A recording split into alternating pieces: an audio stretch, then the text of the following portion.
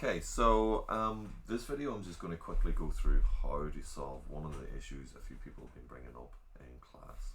That issue is whenever we're firing our weapon, we've got our reticule in the middle, but yeah, the gun doesn't actually point that way. So let's kind of go over the problem, what's happening, and then we'll kind of go over a solution for it, one that I think kind of works pretty well. So if we go to our weapons, so blueprints, weapons, and we go to, like, say, a pistol child. This is for if you're doing a projectile based weapon or a line trace, so both will work. But basically what we're doing here is whenever we fire a weapon, we've got this arrow, okay? And the projectile is coming out of this arrow. Now, our reticule might be pointing up here somewhere, but the arrow will never kind of change direction. It's always going to point out from the weapon. What we kind of want to do is whenever we're firing our weapon, we want to check where the center of the screen is, basically where our reticule is, and then we want the arrow to kind of point towards that before we actually let it round off, okay? And the way we're going to do that is we're going to do a line trace from the middle of the screen that shoots out first before the gun even fires, and that is going to hit something at the center of the screen, and wherever it hits, the arrow is going to point towards that, okay? So it works pretty well, and it doesn't cost that much either. So what we're going to do is we're going to go to your event graph, and I'm going to do this on the weapon parent, okay? And I'm going to make a new function in the weapon parent. And I'm just going to call this here center screen, okay? Oh my god, got a big capital there. Center screen line trace.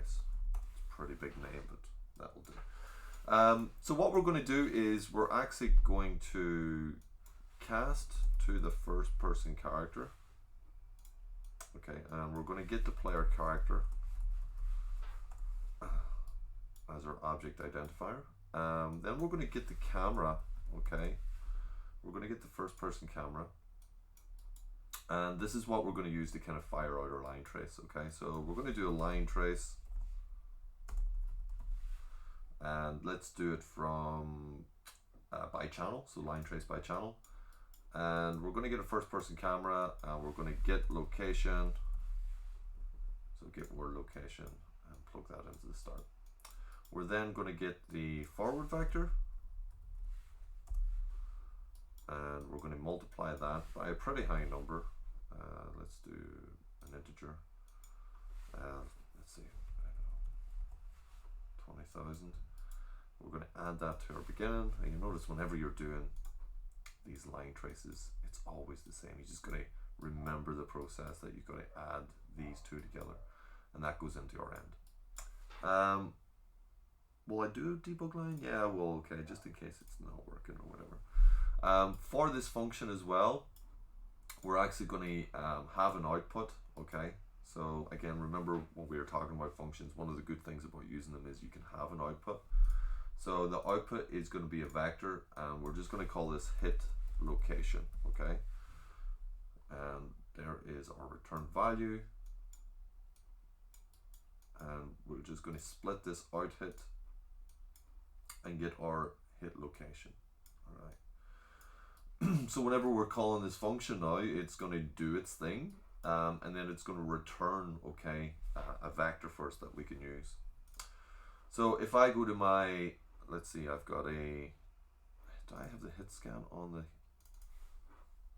I've got the hit scan on the pistol child, which I should probably have on the weapon parent. So what I'm actually going to do is I'm actually going to grab all this.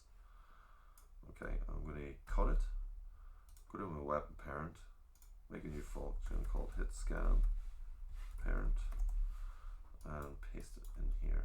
Okay.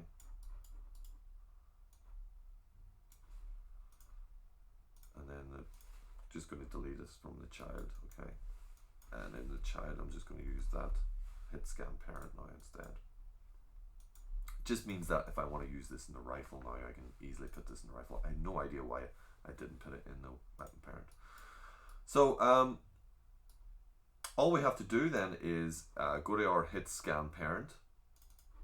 Okay, and here we're checking, you know, if we've got any ammo left, and if we do, we're going to -1 off, and then we're going to do our hit scan from the actual weapon. Okay, this is coming out of the arrow, so I'm just going to grab all this and move it over just to make space for myself, and zoom in here, and I'm going to get my center of screen line trace. Okay, so you can see when I'm calling this, it's actually returning that hit location.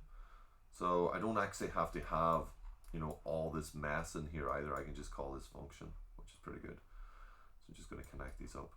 Now the arrow, this is what we have to change. So we can get this what's called look at rotation, this find look at rotation, which takes a start, looks at a target, which is going to be our hit location, and returns a rotation that will kind of look at that target. So our start is actually going to be our arrow, so we can get actor location. It's not an actor, it's a component. So let's get word location. You can see it's a scene component, and this is going to return a look at rotation. Okay, so then what we do is we grab our arrow again. I'll just get another reference over here, and we're going to set world rotation, right? And the new rotation for this is going to be our target one. And then we're going to just connect these up. And let's go through exactly what's going to happen. So whenever we fire our weapon using the hit scan now, it's going to do the usual. It's going to contact our player and say, hey, I want to take some ammo off our player. Check if we have ammo first. Then we're going to go to this function, which is going to look at our first person character camera, shoot a line trace out from that, and it's going to return whatever it hits. And then we're going to use that hit location as a target, and we're going to use our arrow as a kind of starting place, and then we're going to use that return value rotation to set the new rotation in our arrow. Okay, maybe I can put this all below, it might look a wee bit neater. So this arrow now is going to have a new rotation, so whenever we're firing our line trace now, the arrow's pointing differently. You know, it's pointing at the center of the screen basically. And this should work. Okay, let's press play. Let's press 1. Oh, you can see now. It doesn't matter how close I get.